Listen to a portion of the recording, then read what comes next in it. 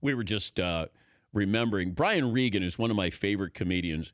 And if you need a family night to listen to a comedian, Brian Regan is the guy to go to because he's there's no foul language, no blue language, no nothing.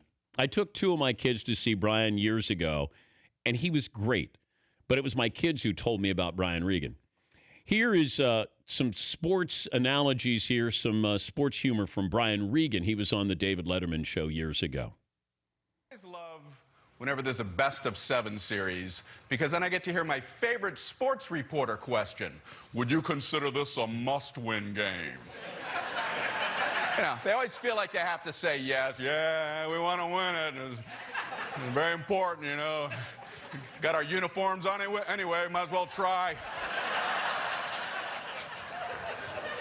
But it's not always the right answer, man. It's a math question.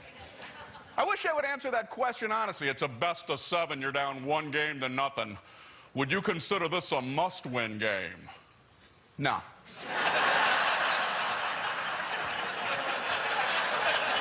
No, we can lose tonight. We can lose tomorrow night, too. We don't want to, but that wasn't your question.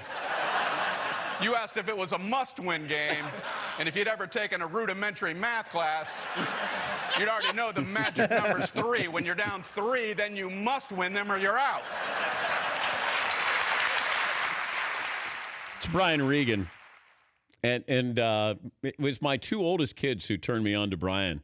We used to listen to tapes all the time in the car with Brian.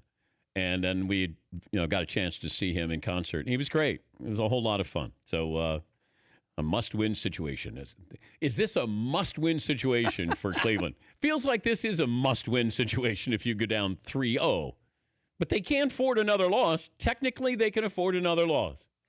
No. The Dan Patrick Show, weekday mornings on Audience.